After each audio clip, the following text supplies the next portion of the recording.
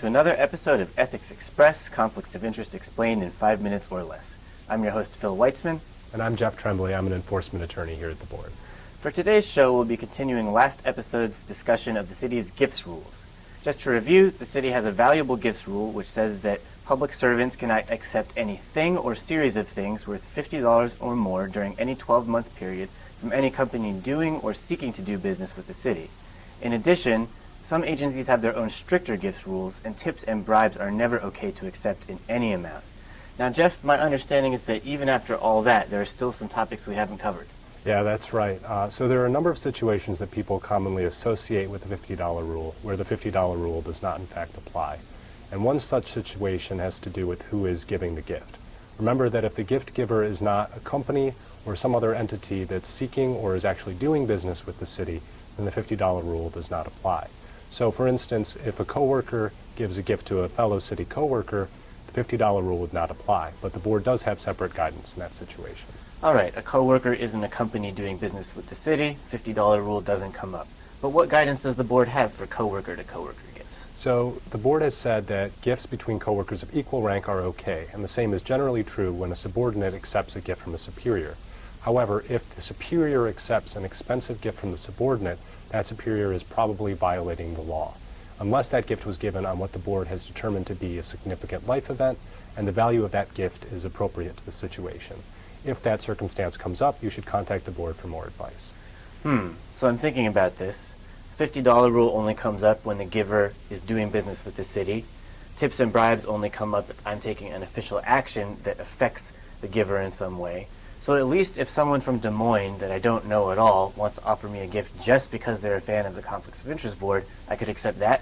Well, not so fast. Even in that situation where they have no ties to the city, if the person gave you the gift only because of your city position, it would still be problematic for you to accept the gift. And again, if this situation comes up, you should contact the board. Well, to be honest, that situation has never come up for me. Yeah, me neither. And actually, it comes up most frequently for highly visible or very high-up city employees, and not so much for the rest of us. Okay, now let's go back to the $50 rule. Are there other situations where it doesn't apply? Yes, so another major exception has to do with who is accepting the gift. If it is the city rather than an individual city employee that accepts the gifts, then it is okay.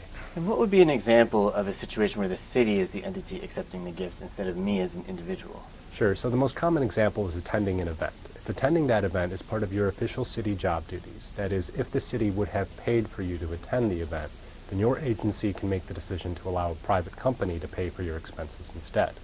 Now, there are a number of different kinds of events that could qualify for this. Some of the more common examples are attending a gala dinner or a community event on behalf of your city agency, or conducting a site visit for possible purchase of equipment by the city. Now, there are a few things to remember about any of these events, and the first is that it's your city agency and not you that gets to decide whether or not you get to attend and whether or not to allow this private company to pay for your expenses.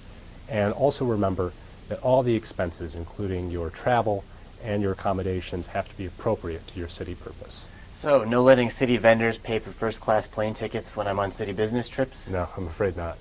All right, one other question I have is about government discounts.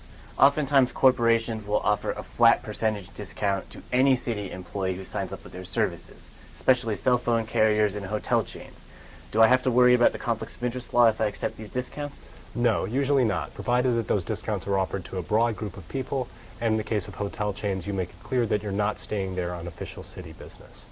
Okay, well, if one thing is clear, it's that even after 2 episodes, we probably haven't covered all the situations relating to gifts. Yes, sadly that is true, and if you have additional questions, you can feel free to contact the board for more advice.